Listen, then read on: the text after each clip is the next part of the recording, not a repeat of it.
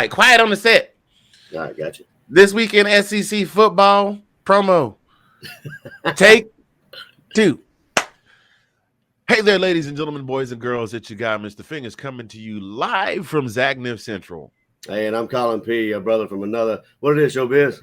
I will tell you what it is, Showbiz. You guys, welcome to this week's edition of This Week in SEC Football. But before we get started, do us a little favor. If you're watching us on the YouTube, go ahead and hit the like and subscribe button if you have not done so already. We appreciate you much. And if you want to be a contributor to the show, a little something to help the cause, right down there in the bottom, in the lower third, in the crawl, rolling across your screen is the address for our Patreon page. We got some great perks for those of you that are contributors and regular viewers of the show, because we appreciate you so very, very much. So, Collin, my man, I think it's time to get this show started. What you say? My man, let's lay the hammer down. Oh, you know we gonna do something before 2 something. Club Shay coming right at you right after this. Oh, hello, ladies, gentlemen, boys, girls. What Bama does, what Bama do.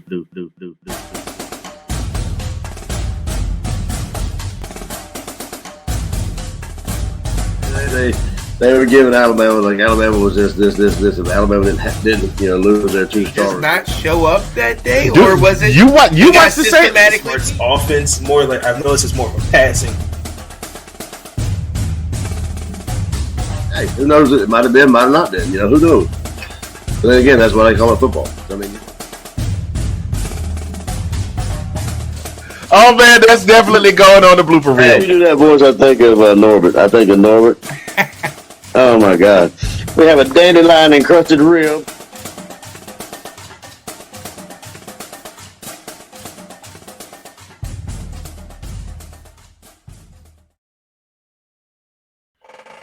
Hey gang, what's going on? How's everybody doing out there? How are we doing? How are you doing? Those of you in the cheap seats up top, those of you in the seats off the side where we can't see you, those of you sitting right up front, thank you, one and all, for tuning in. It is time once more and again. Your boys are back. Guess who's back? Back again. This week in SEC Football, Season 2, Episode 16. Man, you know what? This episode makes, I believe, 41 episodes in total since we started the show last year. Good, so we're 9 episodes away. We're about 4 weeks away from episode 50. We got to come up with something special for episode 50. Oh yeah. I'm just saying, y'all give us some time. We come up with something special for episode 50. But we appreciate you guys for tuning in. We got sponsors. We got stuff we want to talk about today. I'm so excited. I forgot who I was. I'm your boy, Mr. Fingaz, coming to you from Zagnif Central in the heart of Oklahoma City. We got a little break in the temperatures. It was 89 degrees, got some rain, but here comes the sun, doo-doo-doo-doo, and now we're back up at 99 degrees today. So it was nice to have a little break. Coming to you from Zagnif Central, and that guy right there, that guy is the brother from another, the sexy mother Hubbard, the ace of base in the place in your face. I am very happy to be here. Collin P. from the DMV. Hey. What you doing, man? Hey, man, what it is, Showbiz, man. I'm doing all right, man. My folks are up here. I had a good weekend with the B, man. Tough to beat that kind of stuff, man. They're still here as we speak. They're upstairs, so kind of get them to be quiet. Right. Set, so he don't come down here grabbing your hat off your head. Right. Go down, Yank. Yank. That's part of that. That is actually part of the intro there. If you guys haven't caught that, that's Brady's son, the beat man, right there, jumping in, having a little fun. We like to have him come on every now and again and say "Go Dogs," and every so often we'll get in and throw a roll tide in there for his mom, but we won't hold that against her. How you doing? Right. Shannon? If you're watching this, how you doing? We're not hating. We just saying 33-18. Third ringer. What? Our boy Sean Spencer is in the comments already. The godfather of the Let's Talk Football family of podcasts. We appreciate you, sir. The shout out king, Mr. Point Smile, and yeah, buddy, Mr. The Race. That guy right there in the comments. Appreciate you dropping by, man. So how you been, man? How was your, you said you had got to spend some time with your fam and everything. Oh yeah. We went to play some games with the B man. That B man had grandpa in there trying to learn Mortal Kombat and stuff. It was kind of quite comical. And we went into the mall and everything, and it was just family time. You talking about the heat, man. We've been getting the afternoon showers and kind of stuff, but it just made it worse. Like that humidity just pops right back up, and it just makes it even. You used to about that Georgia stuff, so I mean, Yo, you never lied about that. That Georgia heat is no joke, brother. None whatsoever. None yep. whatsoever. I saw you sent me a picture. You sent me a picture. Your mom brought you a little something special, but there was something next to that looked kind of familiar. It looked like a mug with two familiar faces on it. Yeah, that's another story. Before B man's mom came pick him up today. He was all talking about like he wants to be a gamer, right? I've already said that he wants to be a gamer when he grows up. He's already talking about merch. He's like, Dad, when I get my merch and this, that, and other merch, you're gonna be the first one and you can buy my merch. I said, wait a minute, you gonna give me merch? He said, nah, you gotta buy my merch. I was like, you ain't gonna get. I'm your dad. Come on. But yeah, no, she actually did. She surprised me with one of the mugs with you and your beautiful face and mine on the side of the mug there, and then she got me this thing here, which is actually pretty cool. I don't know if you guys can read it. It says, "In this house, we love, hug, laugh a lot, dream big, are grateful, have fun, cheer for the Georgia." So Yes, sir. Cool. Go Dogs all day, baby, all day. We are SEC. We are an SEC show, and we do try to be very impartial. Very impartial in terms of when we give our analysis and things like that. But make no mistake about it, you're looking at two dogs through and through right here. I mean, in case you couldn't tell, I mean, even with the hat, mine, got the black with the red brim on it. You feel what I'm saying right there? So, absolutely. Hey, where's the mug? You got the mug down there? Is that upstairs? It's upstairs, man. Sorry. Okay. I can go get it. No. You good. No, you good. Just, product placement, baby. Product placement. I hear you. That's one thing I can put down here. Run out of room in my corner here. I hear you. It's a nice little mug, y'all. It's got our faces on it. You want to grab yourself one, go on over and hit that spot right there. That is tinyurl.com/ZA podcast merch. That's where you can get that mug. You can get this weekend SEC football merch. You can there's another website, by the way, right there in the corner, right underneath Collin. The QR code and the website are both right there. If you hit that, you can get this stuff right here and this stuff right here. Now, the sweepstakes is over, okay? I'm going to show you the commercial.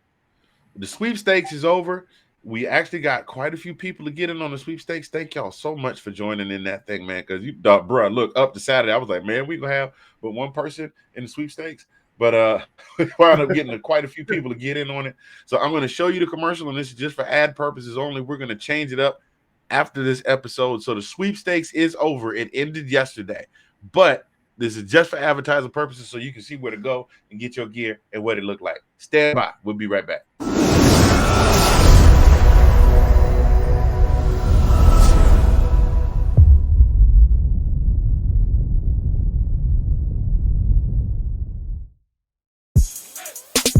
Zagnif Productions, in association with Zagnif Apparel, gives you the opportunity to win free athletic gear. And here's how you do it. Visit the Zagnif Apparel Design Shop at Etsy.com. Purchase any piece of apparel that will automatically qualify you for the August 7th drawing for free apparel. Each purchase counts as one entry. No limit on the number of entries allowed. At least one lucky winner will win one free outfit. That's right, one free top, one free bottom. Note, the embroidered bomber jackets will not be regarded as prizes for this sweepstakes. July 30th is the last day to enter. So get to the Zagnif Apparel Design Shop at Etsy.com today for your chance to win free athletic gear, courtesy of Zagnif Apparel. in conjunction with Zagnif Productions, LLC.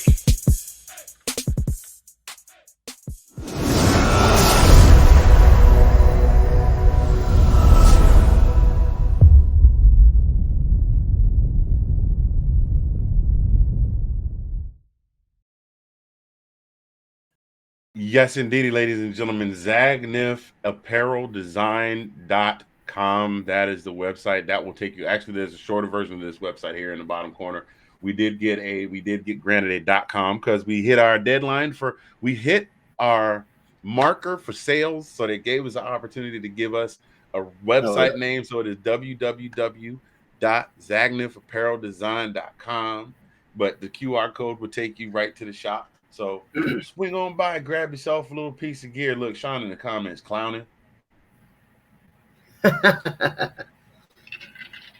Wait a minute. Here go the one. Here's the one though. This that one right here. This that one right here. And you better believe it, baby. Go, Oh, yes, sir. dogs. Sick 'em. Hurt. You supposed to go with me, man. My bad. Come on, man. What are you doing? Stop it, Skip. Stop it, Skip Bayless. Don't you get me started today. Don't get me started today. I just want to know, is it my turn? That's all I want to know. Is it my turn? That's it. We got to send birthday shout outs to our fellow Falcons fan and also member of the Let's Talk Football family, Mr. Kyle Yacy, our neighbor to the north. Happy birthday, bro Cephas. We appreciate you. I hope you're watching the show. If you're not, no, he probably not watching the show. He probably still recuperating from the weekend.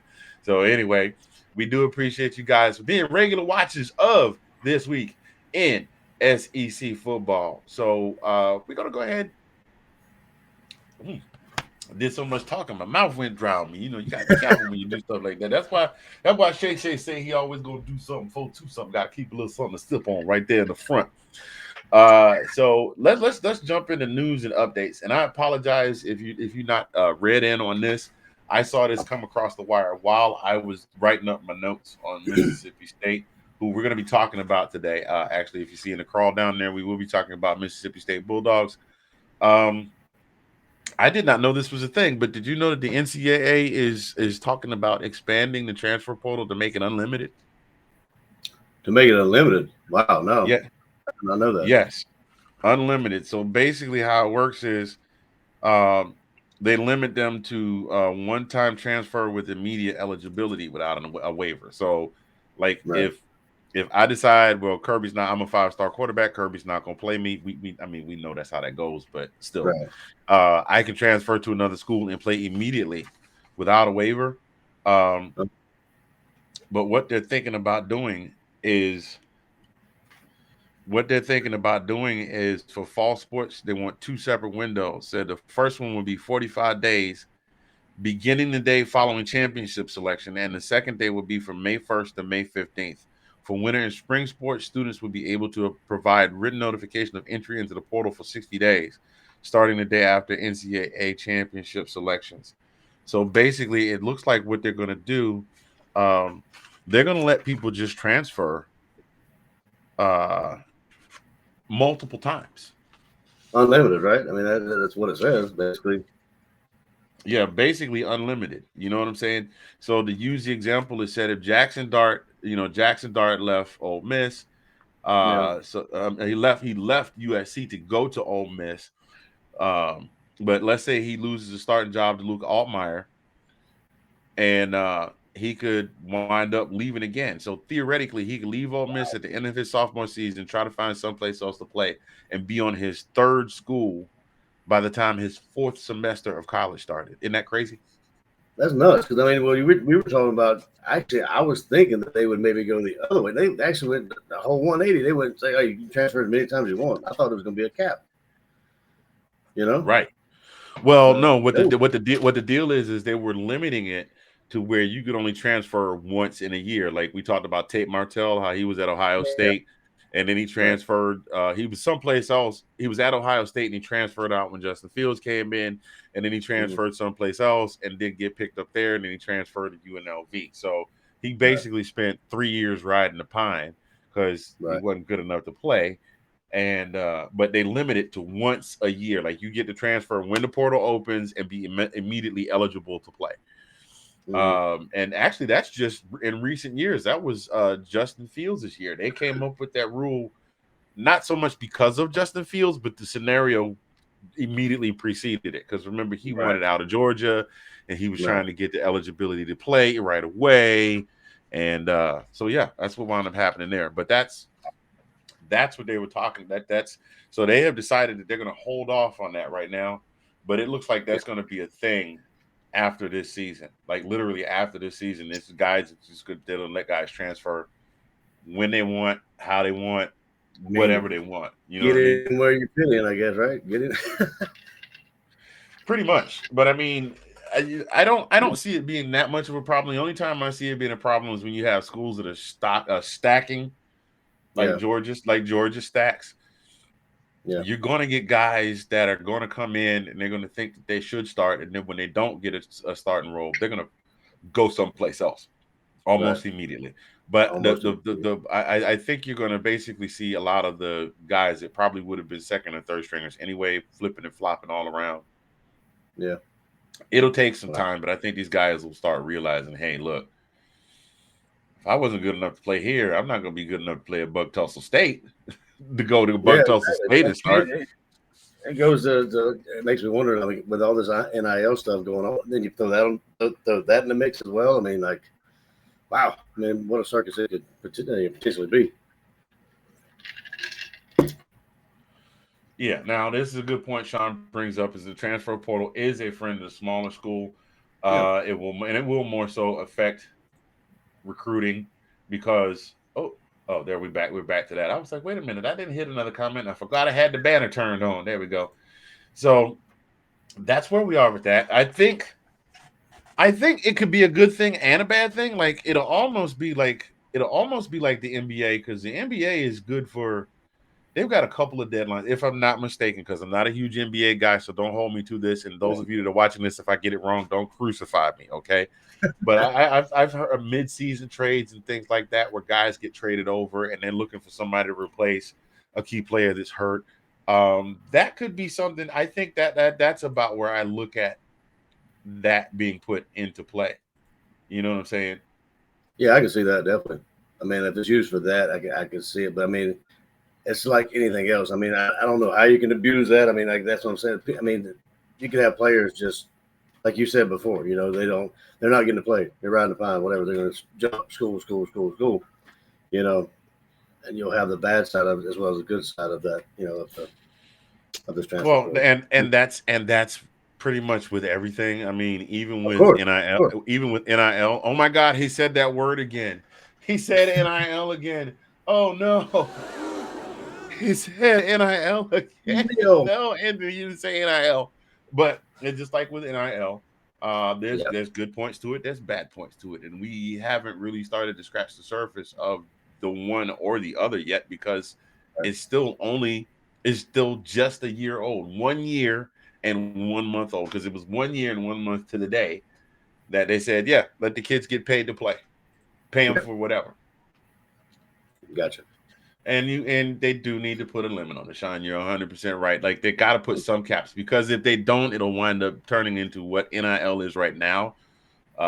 Basically do what you want as long as they're within the confines of the rules. But we don't have a lot of rules, so we're going to judge on a case by case basis, which leaves a lot of room for error and some interesting decisions that people will question. So, For sure. uh, Yep, for sure. yeah.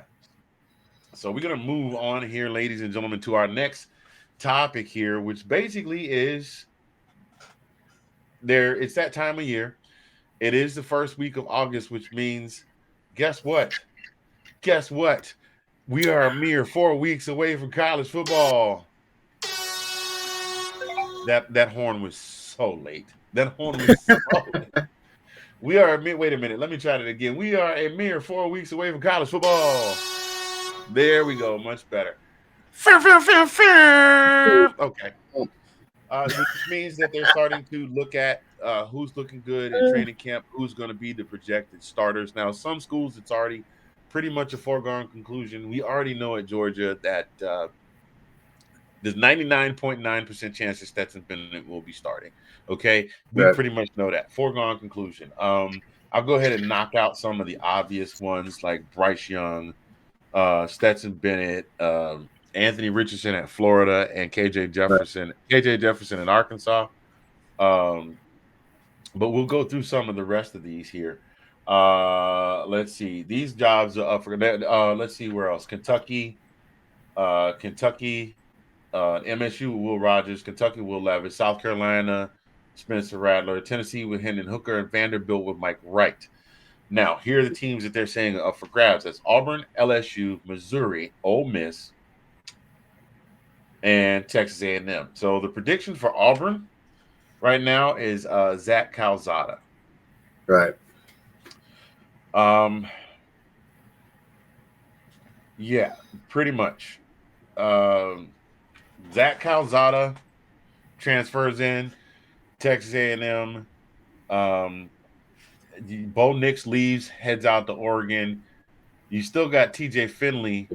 I don't know. I think when Sean and I talked, we talked about potentially TJ Finley being a starting quarterback, but it looking like it's probably going to be Zach Calzada.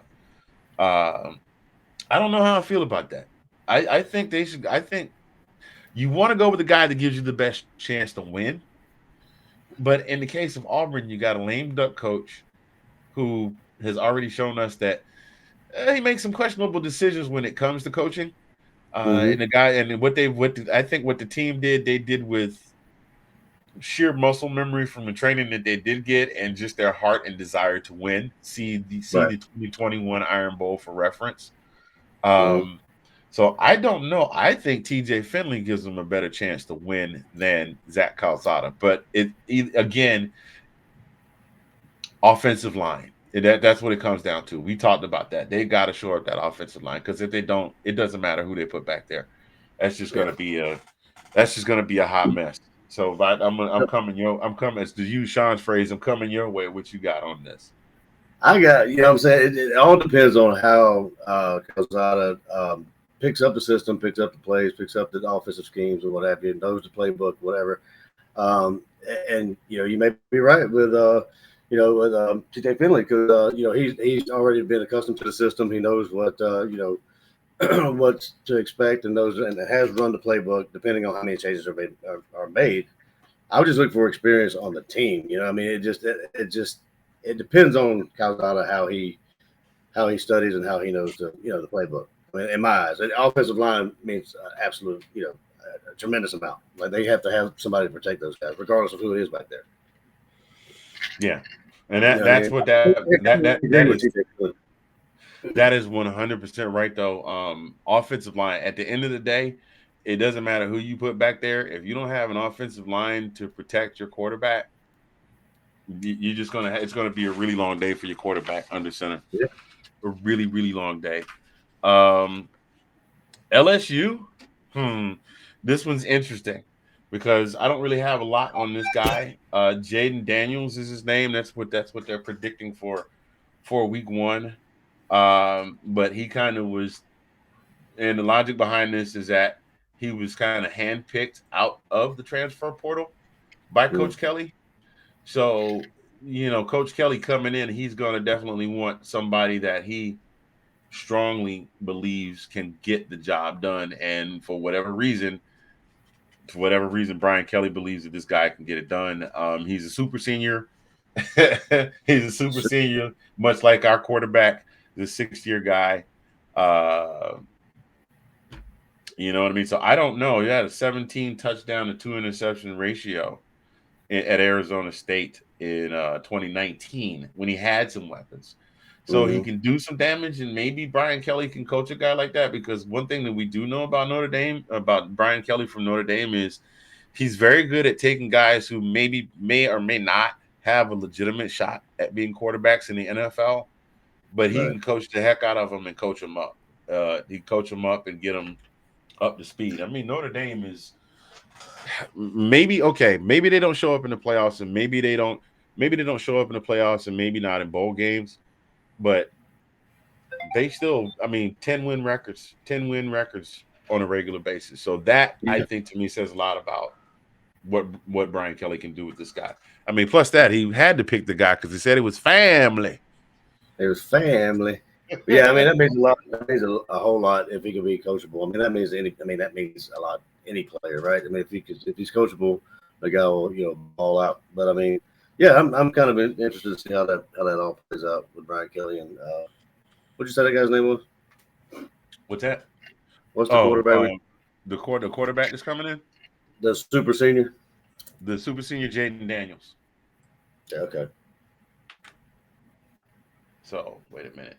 That's not what that's supposed to be. That's what that's supposed to be right there. Um, moving on to Missouri. This guy's going with Brady Cook. Okay. And the reason that they're looking at Brady Cook is because their Jack Abraham transferred in, walked on at Missouri after he took a medical redshirt in 2021. Um, he's on his fifth school and his seventh year senior. Who was this guy? Just tell you how long this guy's been in college. He was high school classmate. He was high school classmates with DK Metcalf. Oh wow. Okay. So we'll see what goes on with that. There's not a whole lot more there with that to talk about. I was gonna say I got nothing on that. Yeah, nothing on that. Ole Miss, of course, we know that Ole Miss has big shoes to fill. Big shoes to fill. Big shoes to fill with Matt Corral going to the NFL in this year's draft. Seriously, you got Jackson Dart coming in. You got Luke Altmaier, and Altmaier held it down. Altmaier held it down really good when Corral went down. He held it down very well. He wasn't Matt Corral. He's not a jick and juke around the. He's not a jick and juke. I can't say it. He's not a guy that likes to dance around and take off running when the pocket breaks down. He's a pocket passer. Yeah, he's definitely a pocket passer. He's more of a Joe Montana and less of a Lamar Jackson. And he got work done until Matt Corral was able to come back in. He was very serviceable. Everybody's kind of leaning that way. Jackson Dart kind of strikes me as a kid that felt like he should just be given a job when he came in the door, and he kind of reminds me of. Stop me if you've heard this name before. Spencer Rattler when he showed up on campus at Oklahoma. That's what Jackson Dart reminds me of. I mean, he was at USC.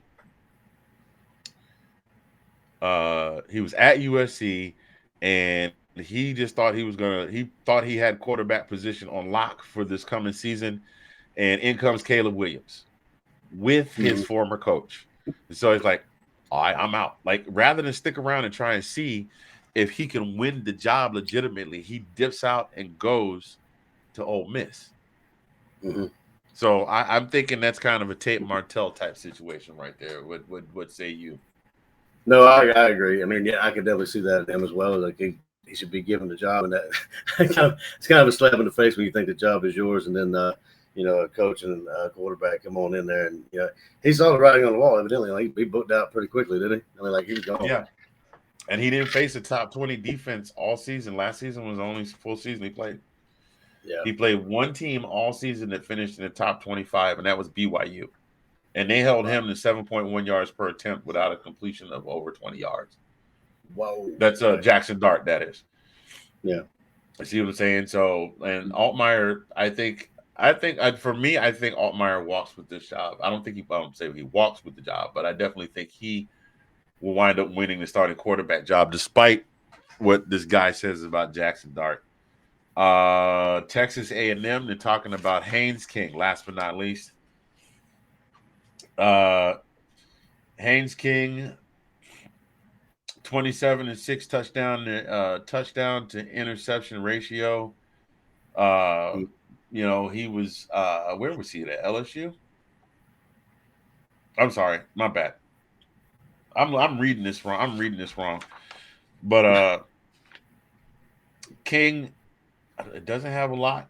It doesn't have a lot of stats here on him. They're just saying that he would go with Haynes King, and that's what it's got. So thank you for this article, whoever wrote it. It didn't give me nothing in the last paragraph.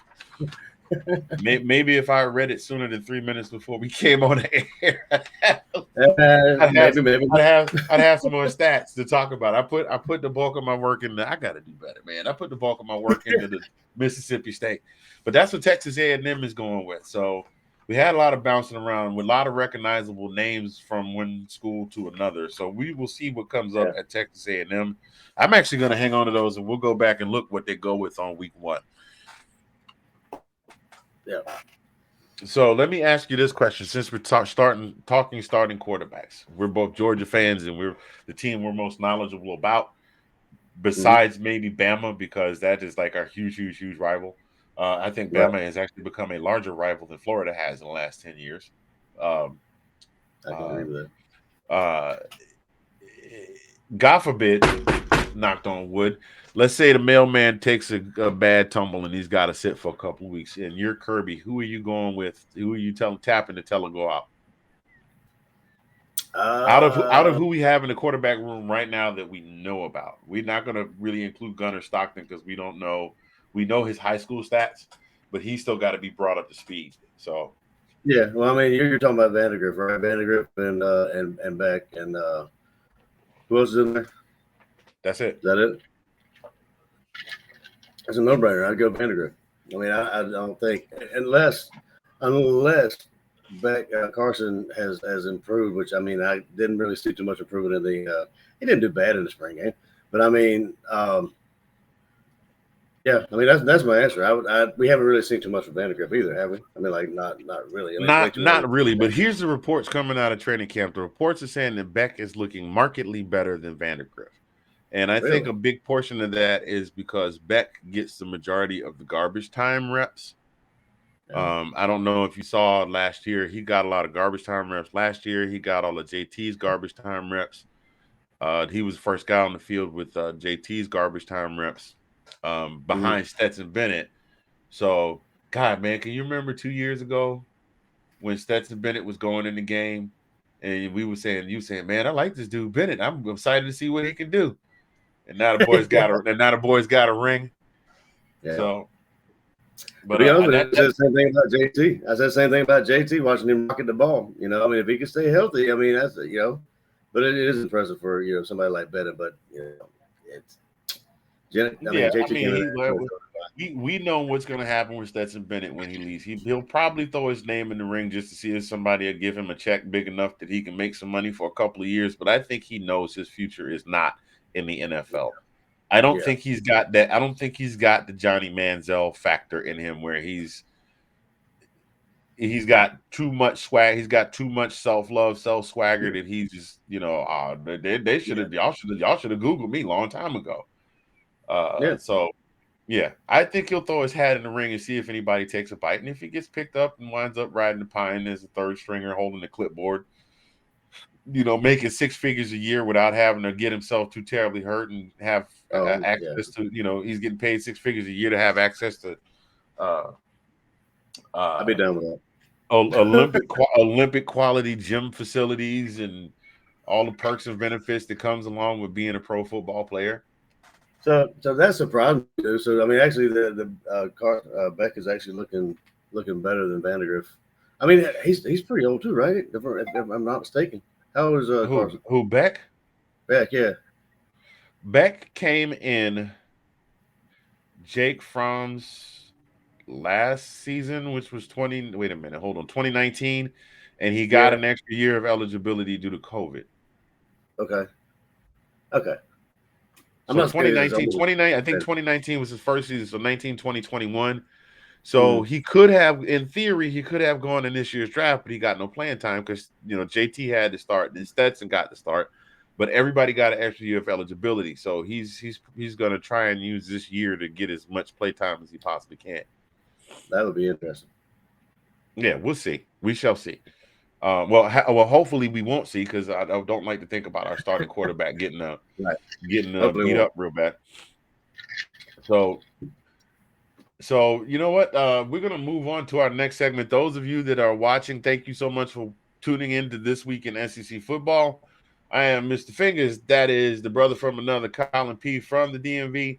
This is a perfect place for us to go on out and give you guys a word from one of our sponsors, one of the friends of the show. So stay tuned. Don't go anywhere.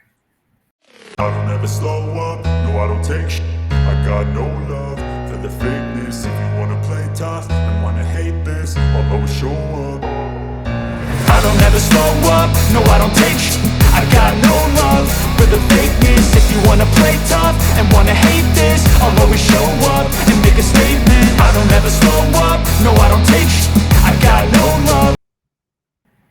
That's our guy, Sid Swinton, Squid Ribs Cards. Hit him up on TikTok. He's on twice a week. He's hooking everybody up with cards. You need them. He's got them. Thank you so much for being a sponsor of This Week in SEC Yes, Football, sir. sir. Also part of the Let's Talk Football family shows.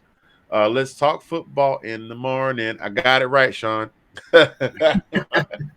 We'll give you guys a litany of all the Let's Talk Football family and shows a little bit later on, so don't go too terribly far.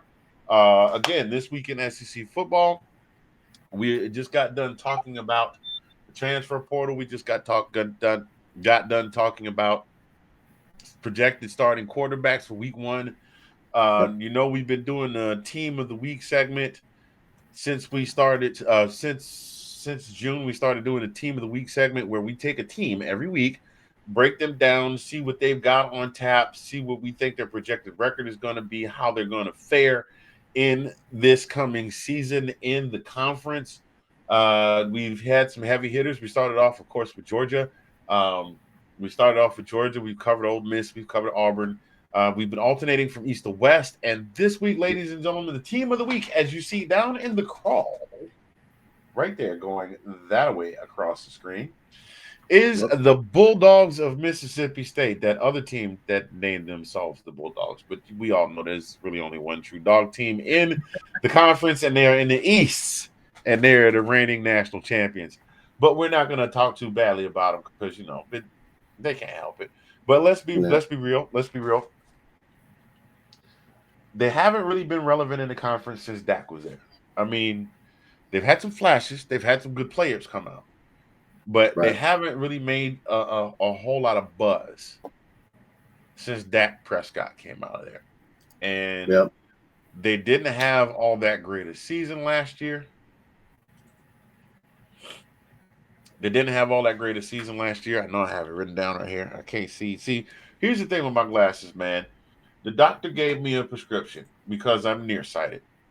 He said, at this point, we can do one or two things with your prescription. We can either make it strong enough so you can see far off or even it out so you can see both ways. And I said, well, I need to be able to see so when I drive. So give me the far off and I'll deal with this. So now I'm at the point that when I go to read, I have to take my glasses off or do this. And then, I'm starting to think that it is time to go ahead and pull the trigger and get the lights in my eyes so I don't have to wear these anymore. Hey, I'm doing the one contact thing. I need to bifocals. I'm getting that age, man.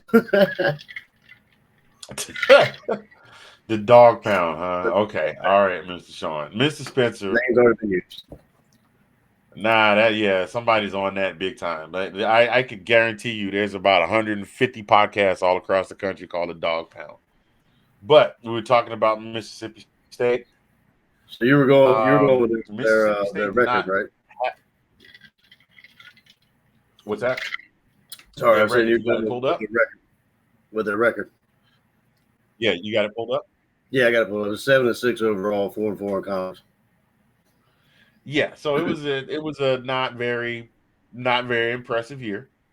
Yeah. They lost a couple games. They could have won. Real dogs. Look at Sean is going to town in here. Dog days, real dogs. Listen. Stop it, Skip. Stop it right now, Skip Bayless. You just sat over there in that chair right there and be quiet for a minute. I see you shuffling your papers. I know what you get ready to do. It's not your turn yet. It wasn't a very impressive season. Not impressive at all. But Mike Leach is working. He's doing some work. Yeah. Okay. Did I say Mike Leach? I said Mike. Yeah, I was going to say that that's another, in my opinion, another example of the head coach trying to get the team, on the front page, trying to get a little bit of exposure. Mike Leach, he's a polarizing guy too, right? Because I mean, you saw. I don't know if you saw his interview. He's like, I don't do like a pre-speech or whatever. So you just ask me questions, I'll answer them. He doesn't do a whole preview or interview like a pre statement, I should say. Statement. Yeah, I mean, and they really didn't. I mean, they weren't too bad on the passing side, 378.3 yards per game. It's fourth They had who I believe the leading passer in the conference in Will Rogers. He threw for 4,739 yards, 36 touchdowns, 9 pickles. But here's the thing: they only 73% percent rate though. I mean, like pass rate. I mean, like not pass rate, yeah, completion rate. insane. But we know why. I'm gonna tell you why that is because they had zero rushing attacks, 63.2 yards. They were ranked 130th out of 130 teams in Division One for Wow. rushing yards. That makes That's sense. All right. it. Yeah. That's it. Um, they had let's see what else they got going on here. Nothing else much of note except for, Will Rogers, not Will Rogers. Yeah, Will Rogers, he was tearing it up. But their receiving core this year, Mekhi Polk, they lost their number one receiver, Mekhi Polk, who who caught his God, I can't talk today, man. Hold on a second. Okay. Take two. Boop. He caught for 1,046 yards and 9 touchdowns. He's now with the Ravens. He got picked up in the draft, so they're going to have to depend heavily on his two the number 2 and 3 receivers who are now 1 and 2. Junior Jalen Wadley and graduate player Austin Williams, who combined for 1,200 yards worth of receptions last season. Now their run game wasn't ridiculously shabby in terms of total yards. They just they couldn't get anything going on the ground. They got Dylan Johnson and Jaquavius Marks who combined for 900 yards on the ground and 16 touchdowns. But watch this. They combined for 1,100 yards receiving and 9 touchdowns. So you got 2 running backs that can catch the ball out of the backfield. So that's going to be a plus because I know Mike Leach is just going to be having Will sling the ball all over the place. You're in the West. You got to play Bama. Boom. You got to play Auburn. Boom. You got to play it now. Arkansas is on the come up. Boom. Texas A&M is on the come up. Boom. But peep this. Didn't they still finish 3rd in the division? I believe they finished 3rd in their division last season, if my memory serves. They finished 4th in the division behind Arkansas is what they did. But they still finished ahead of Texas A&M, who beat Alabama, Auburn, who at the beginning of the season was supposed to give Alabama a run for their money, and the LSU Tigers, who were at that point 2 years removed from a remarkable championship run. So they had to be doing something. They had to be doing something right. They just got to figure out how to put a couple more pieces together. What you got? I'm coming your way. What you got? I was going to say just to add on that, not to mention they lost the Liberty Bowl. Remember they lost to Texas Tech very handily. Do you remember that? Yeah, that was not a good look. It wasn't not a good look.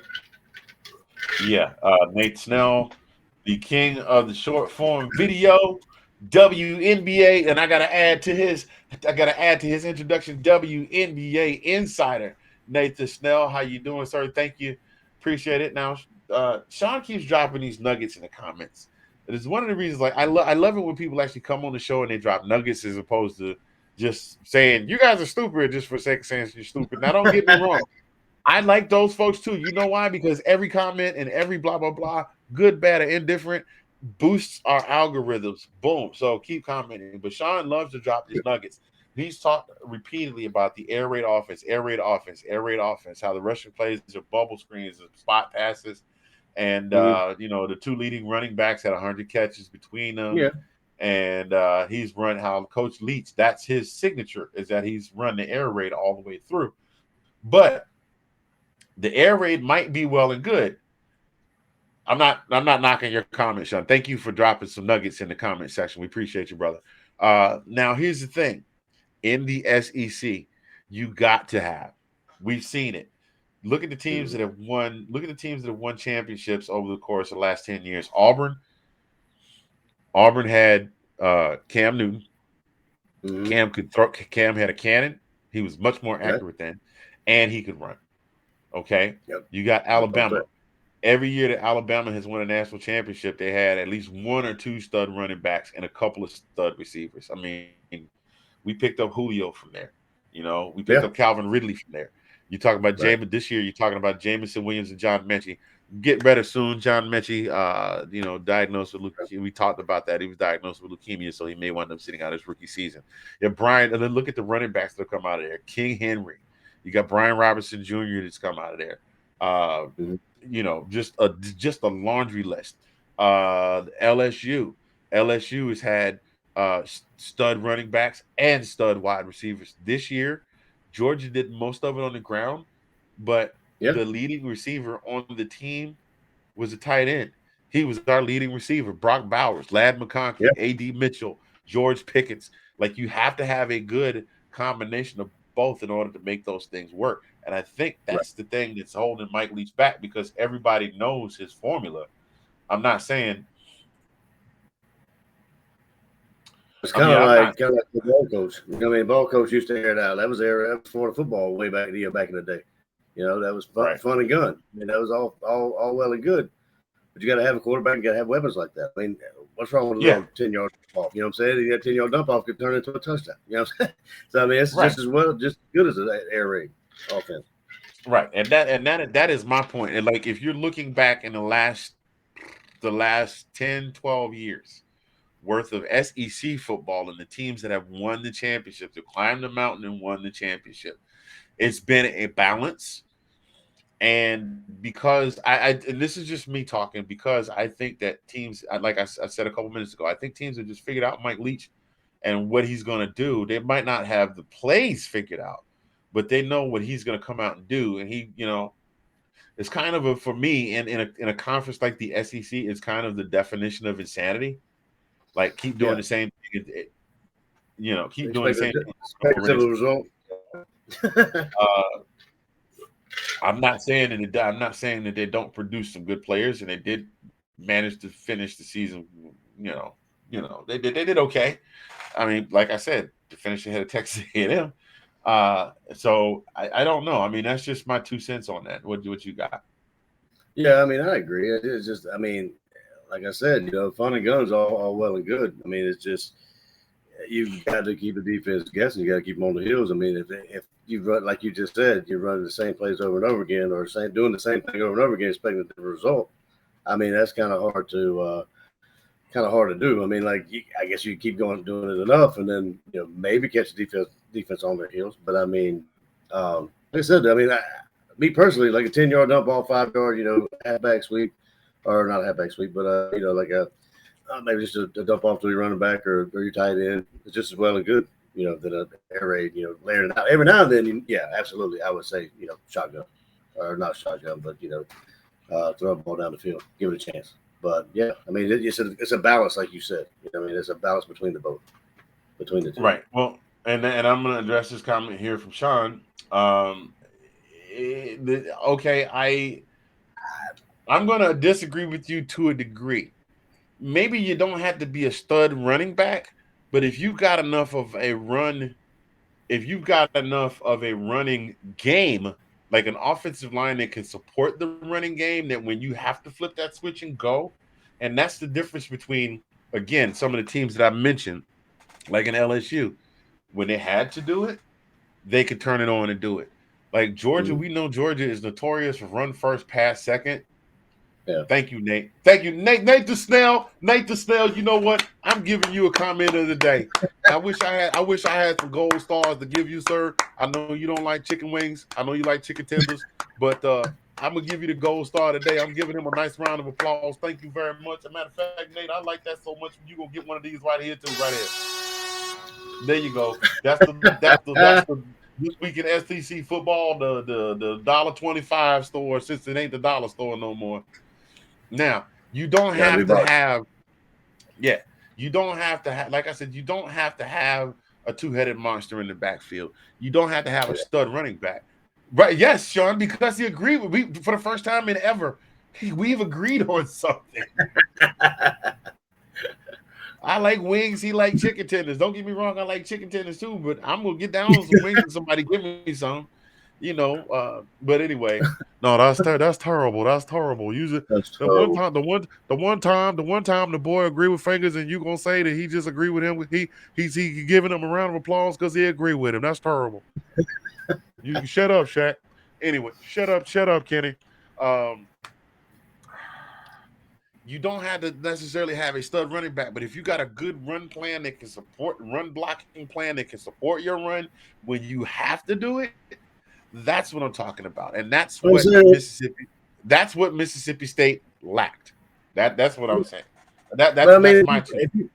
if you pass the ball all the time, all they're gonna do is put it. I mean, cover four. I mean, they're just gonna put people, DBs back in the. I mean, if you're not scared of the run, if teams aren't scared of the run, they're just gonna cover four, cover three, whatever. They just put DBs back there all day long. I'll give you that. I'll give you that, but still, you got the SEC's leading passer. Still, with people dropping 3 and 4 and 5 in the box, it still got Yeah, 4,700 yards with the receiver, with the receiver over that got almost 1,100 yards in receiving last year. I yeah, think there's more to it than that. I mean, he did the doggone thing. I mean, Sean and I talked about him a lot. Sean and I talked about him a lot during the early part of the season, back mhm, when I was laughing at Cincinnati. And Sean, I am going to forever yeah, say I was very, very wrong about Cincinnati. I'll say it again right now, pushing another season later. I was wrong about Cincinnati. Okay. Uh, we talked about Will Rogers. It's like I was like, Will mhm. Rogers, like he named like the actor for real though. He playing ball. And Tom was Yeah, like, this kid like 3 gazillion yards in 2 quarters, and coach sat him out. And I was like, word. So I started following stats. The kid did the doggone thing. The yeah, they only did. I just that's just my 2 cents. I feel like in the SEC, and I'm just talking SEC. SEC is known just as much for ground and pound as it is for putting it in the air. And it has just been my experience and looking at specifically the last three national champions in Georgia, LSU, in Alabama, or Georgia, Alabama, and LSU in that order. See, I put Alabama third. Haha, I didn't mean to do that. Just subconscious Freudian stuff. But the last three, I mean, they had you got your right, you got your wide receivers, but you got your running backs. Hmm. So that's just me. Um, so we're getting a little away from ourselves here. We've been on this a little longer than I wanted to be. It's okay though. It's okay. We putting out this information for you, the viewer. We appreciate you being here. I'm Italian now. That's this Italian thing. And Yeah, forget it. cannoli. Man. Take the leave the gun, take the cannoli. Um, so what we're going to do is we're going to take another pause for the cause here. I did say that we were going to show you all our family, not the family that Brian Kelly was talking about, but we're going to introduce you to our family. What is family? Family is not necessarily defined by blood and DNA. Family is a group of people that comes together that with a common interest for a common cause and works together for the good of all of those that are involved in this group. And that is why we refer to the Let's Talk Football group as the Let's Talk Football family of podcasts. Yeah, we fuss, we fall out mostly in our instant message chats. We fuss, we fall out, we get together, we hug each other's necks, we cry, we make up. But we definitely support each other 100% in everything we do. And so, ladies and gentlemen, I want to share with you before we go another further the Let's Talk Football family of podcasts.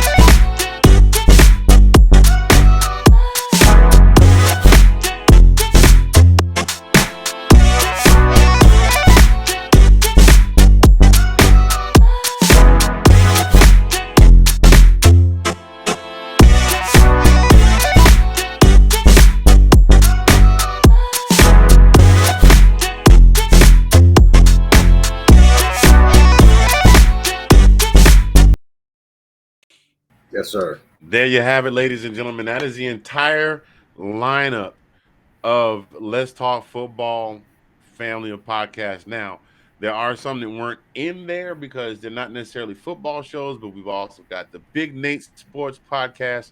We also have our friends in North Sports Dynasty, our friends at Bucks Report, and they support us. We support them greatly. Make sure you get an opportunity to take a minute to go by and check out some of these shows. And for those of you that are fans of the show, you need to get with your friends and say, hey, I got a show for you. You want to see it? Hold on.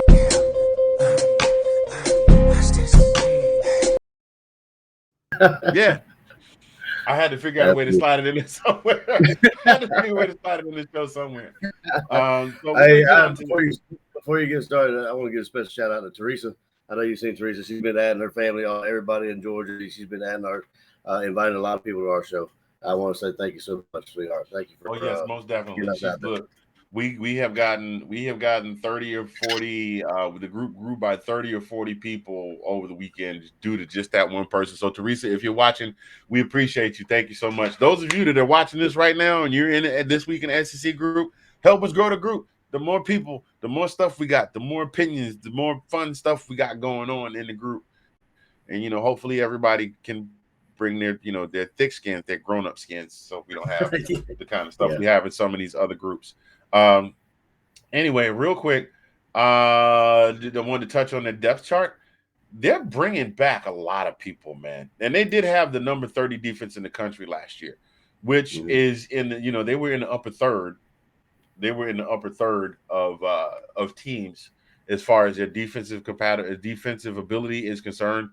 And from the looks of the depth chart, they are returning just about everybody.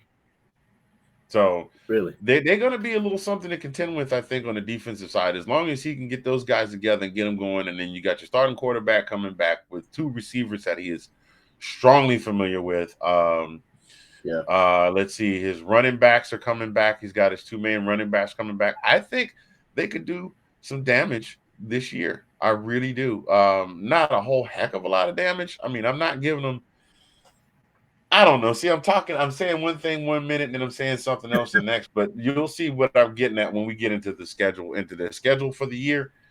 So definitely want to get into their schedule for the year, and that's what we're going to do right here, ladies and gentlemen, boys and girls. So as you all know, Collin and I, we do a little thing every week with the team of the week where we go through their schedule and we say who we think is going to win and who's going to lose, and I keep a tally. And I started a spreadsheet finally, sir, because I started a spreadsheet finally just because I was having a hard time with all these little pieces of paper. So we're going to start with game number 1, Memphis. Memphis last year finished 7th in the American Conference. They were 6-6 overall, 2-3 in their last 5. I'm going to go with a win for Mississippi State there. Yeah, I'd agree with that. That is at home. That is at Mista. That is at their stadium. So, yeah, I was going to win there from Memphis. It might be a close game, though, now that I look at it. Yeah, I mean, Memphis has been known to be scrappy, but they were not uber impressive. They were hit or miss last season. They were very hit or miss last season. So, moving on to our next game. Their next game is against the Wildcats of Arizona in Arizona. Just for record, they finished last in the Pac-12 South with a record of 1-11, and they were 1-4 in their last 5. And that one win was against Cali. This is definitely going to be a win. I'm saying. I agree with that. Oh, Sean's chiming in. I'll go back. I'll get Sean. Just keep putting yours in. Put a number by each game so I know when I go back and get them. So so I can come back and catch those. Their next game, game number 3, they're traveling down to the Bayou to play them their old Tigers. Go Tigers. The LSU really had a rough year last year. They finished last in the West. They wound up firing Coach O. Sadly, 2 years removed from a national championship winning season. They were 6-7 overall. They were 2-3 in their last 5. I'm going with a loss for Mississippi State in this one because we got Brian Kelly coming in. He's bringing in a handpicked quarterback.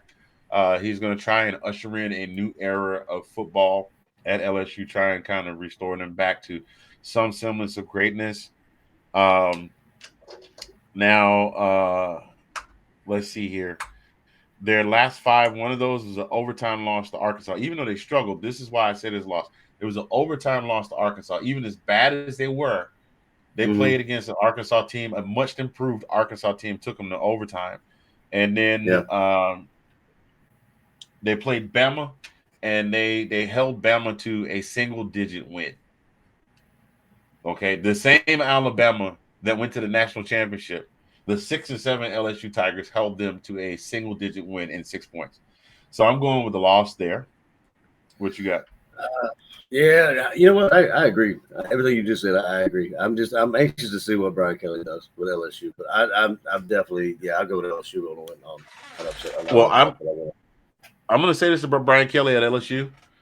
It's either going to be better than people expected, based against not on not any fault of Brian Kelly's, better than they expected coming out of a miserable season, or it's going to be meet the new boss same as the old boss. I don't think there's going to be any middle ground.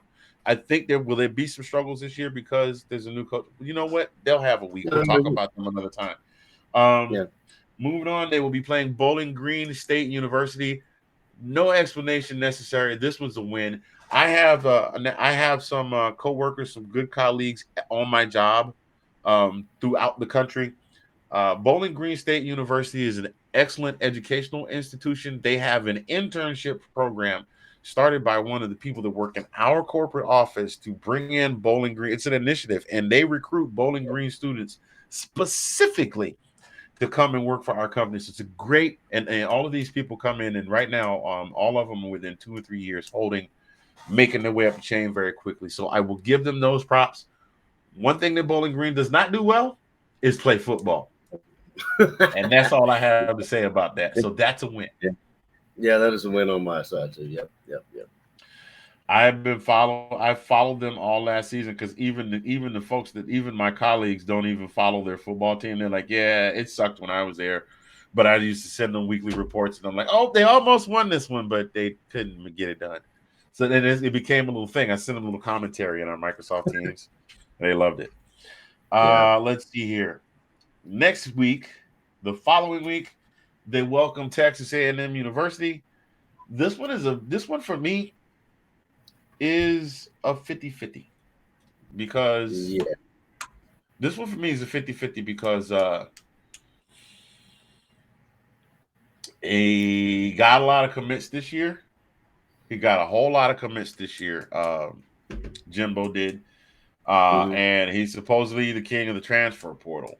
But he's got a situation at quarterback that he's got to deal with. So he more than likely will have a new quarterback starting this year that has to gel with the team. Just based off of last year's record overall. Now here's the highlights. They were 8-4. We know that much. They beat Bama, and they were 3-2 in their last 5. But Bama, as we all know, was kind of the highlight of their season for them, and then everything else is kind of window dressing. So that's why I say it's a 50-50 because Mississippi State, if you catch Texas A&M slipping, that could be a win. But oh my God, stop it! First I couldn't talk, now I can't stop belching. Texas A&M, for the sake of record alone. Just for record alone, and this is still a relatively early season game, I'm going with the loss. Yeah, that's it. Starkville, right? That's it. No, wait a minute. No, they're playing at home. I still say it's a home loss. I'll go against you on this one. I say they're gonna win though. I say Mid-State's gonna win this one. Okay. Well, that kind of satisfies the 50-50 there. Yeah, I mean, well, they'll be legit barring injuries, but you don't think they'll win. And that's Sean talking about Bowling Green. I think Bowling Green went 3-4 I forgot how many games they played last year, whether it was 10 or 11, but I think they won 3 of their games. I didn't even bother to look up their last 5 because I literally would look up the scores from the games and then just send them to my colleagues, and they would be like, "Yeah, that's pretty much what they do." So they weren't All right. necessarily, yeah, yeah, yeah. We did touch on that earlier, Sean, about Haynes King and Max Johnson. So moving on to the next game, those of you just joining us, welcome to This Week in SEC Football. This is episode 16. Mr. Fingaz, Collin P from the DMV. We are about halfway through the schedule for Mississippi State, who we've been talking about as a team of the week. Next week, the following week, they welcome Arkansas, who finished 9-4 overall. They went 4-1 in their last 5. I say that's a loss. Interesting. Yeah, you know what? I'll go with you on that. I think Arkansas actually they were supposed to they improved last year, and it's an improved Arkansas team. I'm with you. That's a loss. Yeah, I don't know that. I mean, given the fact that for Arkansas they have to climb, the only 2 teams that are in front of them right now, assuming that they come back with the same fire, are Ole Miss, which we don't know what they're going to do because Matt Corral's gone and he was a big chunk of their offense, and Alabama. And we know what Alabama's bringing to the table. But here's the stat I got to share with you. You won't believe this. Do you know that right now, and it's way too early, but right now ESPN is favoring Mississippi State to win by 60.7%? Really? Yes. Yes. 60.7% to 39.3%. What? Thank you. Exactly, Boobs. But I got them as a loss. You got them as a loss. I see that as a loss. Yeah. I don't know. I don't know what world ESPN is living in. There must be something. Mike Leach might have something down there that we don't know about. Nathan saying it's going to be a tie. Well, there's 50-50 on the other game. Nathan saying it's going to be a tie. Well, that's a heck of a 50-50. Now, here's where they get into the part of the schedule where I call Murderer's Row. They go down to Lexington to play the Wildcats. That one I got as a loss. No commentary necessary for me. Yep, I agree with you, Tony. Kentucky's going to win. Yep, I think it's going to be Kentucky is reloaded, and they have their number one mission is to knock Georgia off in the SEC East this year. And we're playing in Lexington this year too. Their next game at Tuscaloosa at Bryant-Denny Stadium. I'm calling that one for a loss. I would agree with that. Yep, absolutely. No commentary necessary on that one. Plain and simple. Nick Saban lost in the national championship. May God have mercy on anyone who gets in his way. Exactly. Auburn, next week they welcome Auburn to Starkville. I want to say they win this game. Against Auburn? Okay. Yeah. I got to go back and wait a minute. Let me go back and check my Auburn. Where's my Auburn list? No, I had Auburn winning that game, so I got to go back because I don't want to cross the streams here. You know, Egon Spengler said crossing the streams was bad, so we're not going to do that. So we're going to stick with that, and I'm going to say they're going to lose that game. But I want to remain consistent all the way across the board with my picks. There you go. I'm going to say a loss. I think Auburn's going to beat them. I say it's a loss. Okay. Then the following week, they welcome the men who wear the red and black. And I'm going with a loss on that one. I already put that one down. Oh yeah, I'm down. Yep, loss. Then you got the good pick. What's that? I said no. I was going to the next game, East Tennessee State. Oh, okay, my bad. He's like, yeah, we won that. We won that one. Go to the next game. Skip better. You know, man. I'll be on the sideline sipping him with a black and mild in my mouth about halfway through the second quarter. I told you we were on the table. Let's see here. I don't want to be as a fan. I don't want to get too cocky about that, but that's something else for another show we can talk about. Next game Next game, they play against Eastern Tennessee State University. Eastern Tennessee State finished the season 11-2. They were pretty impressive. They didn't really have any games against any Power 5 teams. Right. So I don't know what they're going to be able to bring to the table, but they're kind of giving me Coastal Carolina vibes. This is my go out on a limb. This is my go out on a limb pick. I'm going to say that Mississippi State loses to ETSU at home because at this point it's late in the season. They're going through murderer's row. At this point, by the time they play ETSU, they played Texas A&M, they played Arkansas, they played Kentucky, Bama, Auburn, and Georgia. I see a loss there. Yeah, I can't get on the wagon with you there, man. I'm just Miss State's going to win this one. Yeah, you giving them a win on that one? I'll give them a win on that one. Okay, well, hey, you and ESPN are in lockstep on that because Mississippi State has this one as a 99.5% assured win for the Bulldogs of Mississippi State. What? They gave a 67% chance of who was it? Auburn or who was it? I can't. A 60% chance, 61% chance of Mississippi State beating Arkansas. Okay, yeah, wow. Yeah, the same people said that. So many people. The same people, and then they close out the year with the Egg Bowl at Ole Miss. I don't know what Ole Miss is bringing to the table, so I'm only going to have to go off of last year. I think even minus Matt Corral, I think Ole Miss pulls this one out. I got this one as a loss. I agree with that one. I think Lane's going to have them boys going. Yeah, and then it's the Lane Kiffin factor. So we got one. I have 1, 2, 3. Wow, I only have them winning 3 games. I gave them all their props. I only got them winning 3 games. That's crazy. Nope, 4. That is great. Hey. I got them winning 4 games this season. That's a little rough. I got them at 4-8, and you got them at. I got them at 4-8, and you got them at 1, 2, 3, 4, 5. 5? No, how many games you played? 12. You got them at 5-7. That's rough. I didn't even know we had picked them to lose that many. I might. The standardized test is 3 minutes left on the clock. I'm gonna go back and change some of my answers. C. Nate got him at 8-4 for the year. He's got him with Auburn tying. Sean, you're 4-8. Is that Mississippi State for the season?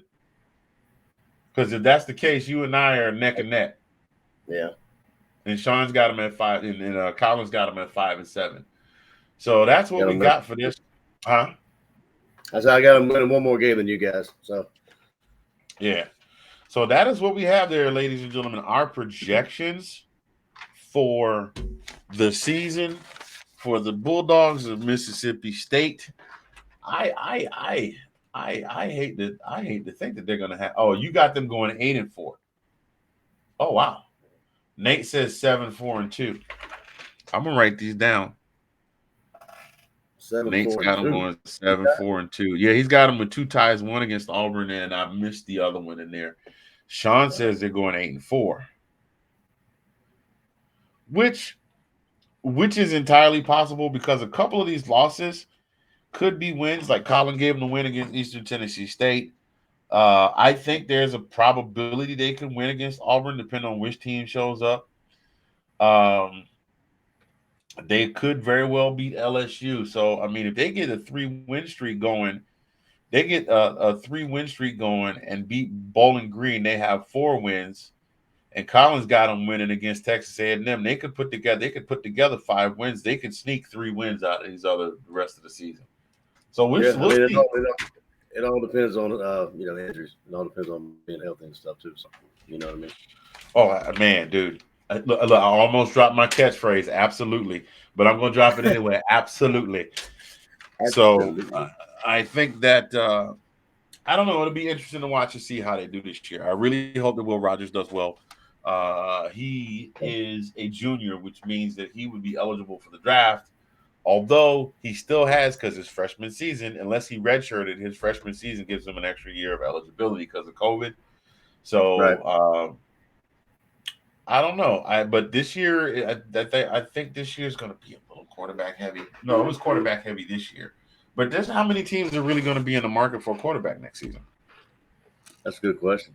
I mean, like everybody's, we've had more than our share. You know, I mean, we've been running back you, and we've been, now we're quarterback you. It seems to be, and a lot of teams are in the same boat. Yeah, well, my point is, in the pros, how many teams are really going to be looking for a quarterback? Because if you think about it, a lot of these guys went third, fourth round, which means, yeah, we think you're good enough, and you'll probably make the roster. But you're talking about teams like the Commanders, who are going to need a quarterback. Taylor Heineke, God bless him. But I'm not knocking. I'm just saying, will the Eagles might be looking to move on after the Jalen Hurts experience. Who else drafted young quarterbacks?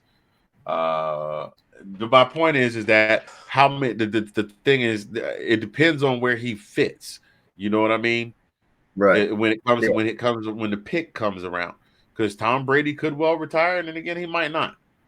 And I don't know if I think all the elder statesmen have finally stepped down, because it's Aaron Rodgers is, aside from Tom Brady, I think Aaron Rodgers is that guy, and Matt Ryan. Yeah. And then once the two of them step down, then because Ben's retired, Drew is retired, Tom retired and came back. Who else? Ben Roethlisberger, didn't he retire? Ben Roethlisberger's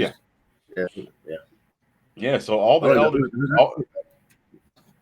Who's Pittsburgh's quarterback? Who's Pittsburgh's quarterback? Oh God, I forgot who it is. I forgot who they picked up. Don't get me the lion. But yeah, you got. I mean, oh God, Matt Stafford is kind of an elder statesman now too. Like this season might be his last. So there's only a couple of teams that are really going to be looking for a young quarterback. So I hope he balls all the way out. And I hope he gets picked up by somebody, because that kid has got it. Yep. You know what I mean? Yep. No, I agree. Yep.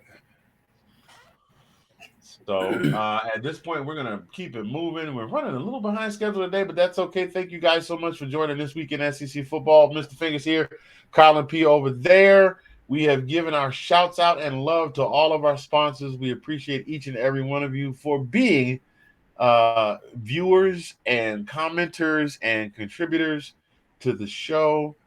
We appreciate you spreading the word. We appreciate you sharing it with all of your friends and letting your people know this is what we're doing here. We're going to move into our final segment of the show, ladies and gentlemen, which is a little something we like to call the 2-minute warning. And that's where we just share a little something, whether it's something philosophical or every now and again, it's never an anecdote. We always get really deep on this show. We always get really deep, like we about to preach, like it's the women's conference, and I'm TD Jakes coming out to give a. Those of y'all that know TD Jakes, y'all know that move when he gets in the spirit. That's his word right there. I don't know. Today's 2-minute warning. Don't ever forget to take time to be silly. It's okay to be stoic. It's okay to maintain your professionalism when you're on your job.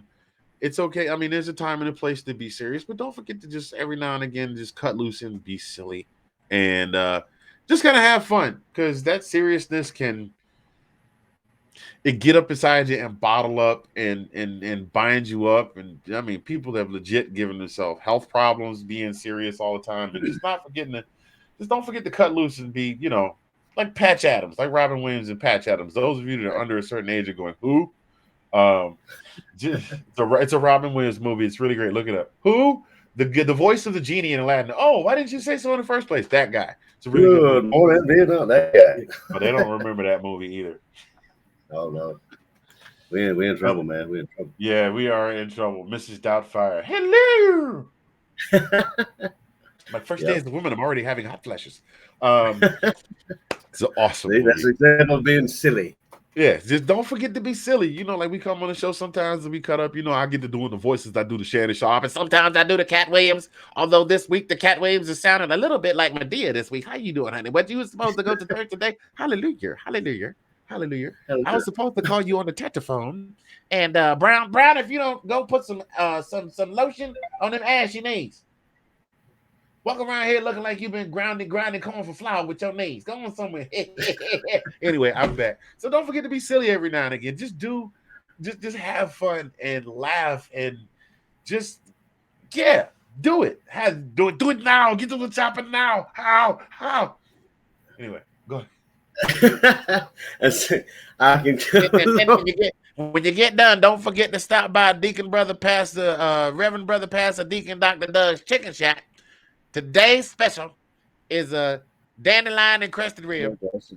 Exactly. No baby's supposed to like Skittles. Extra fat, hold the bone.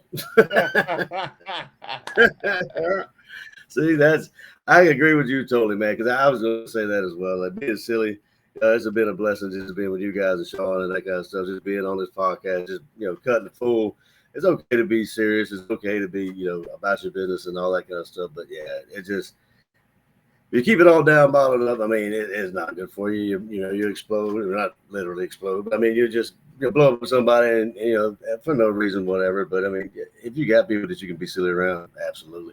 I mean, like me and you, I mean, if we ain't been around like personally together, still, it's like you never left, man. You just be silly and, we know what we're doing. So, yeah, but I agree with y'all? What's wrong with y'all? Nothing. We fine. What's wrong with y'all? We just having fun. Another inside jokes, man. Inside jokes is the greatest thing in the world because you would be with your boy, be with your friend, or whatever. You're cracking up for no reason. People don't have no idea what you're talking about. So, that's even better. Yeah. What is so funny to y'all? None of your business. Don't you worry about it. Mine, as in mind your business. Yeah, but we get ready to take care of that. Not having seen each other in a while, really soon, sir. For those of you that are watching from the Northern Virginia District of DC, that's not what that stands for. That would be DOD, the District of Columbia, from Maryland, Northern Virginia District of Columbia, the DMV, the Metropolitan DC area, Chocolate City, home of the Go-Go. Wind me up, Chuck. Yes, your boy will be in town. And today is the first. I will be wheels down. By this time, I will have been checked into my hotel in Fairfax, Virginia, and on the 18th and on the 19th, I will be in Tyson's Corner running the Celebrate Fairfax Karaoke Championships. You all that are in the area are welcome to come and join. I will be at the Backyard Grill in Chantilly, Virginia, 13999. Metro Tech Circle that Thursday evening. I will be at the Ultra Bean immediately following the karaoke competition. That is in Fairfax, Virginia, on Main Street. On Main Street between 236 and University Drive. Yeah. It sits right across the way from where the Green Turtle used to be. It's around the corner from the former. That makes me sad to say that, but the former fire station number 3. The place is they had to shut the place down. Everything was in his name. So, I'll be in town. Y'all come hang out with your boy. I haven't seen you, so those of you that have been saying, man, it'd be great to see you when you come to town. It'd be great to see you when you come to town. I'm kind of stationary in an area. I'm gonna need you to come my way. I'm gonna get out and see some people, but I can't get out and see everybody over the course of the just over 50, 60 some odd hours I'm gonna be in town. So come get at your boy, won't you? I'll be all right. No, 72 hours. So come see your boy. 8508 Leesburg Pike from 4 to 9 p.m. on that Friday evening. Chantilly that Thursday evening. Y'all know it's gonna be more stuff. I'm gonna put videos and stuff up. So come see your boy. Most definitely. I'll be there. Yes, sir. You got anything else for the good of the crowd, sir, before we get out of here? I'm good to go, my friend. It's always a pleasure. Love spending time with you here. Always, brother. Always, and always. So, ladies and gentlemen, again, we appreciate you for being viewers and commenters and likers and sharers and subscribers of the show. We're going to be back. We'll be back on Thursday. We're going to have another team of the week. We were just going to do 1 week, but since we realized there's 4 weeks left and we still got a Google of teams to get through, we're going to be doubling up. So we'll have a team of the week for every show and a little something with the news and events to give you as well. We'll be getting more into what we're expecting from the teams as we get closer to the season. Again, we appreciate you being there on behalf of myself, the brother from another mother, the sexy mother, Hubbard, the ace of base in the place in your face. I'm very happy to be here. Collin P from the DMV. We are OUT out. Thank you so much. Have a good evening and go Dogs. Go Dogs.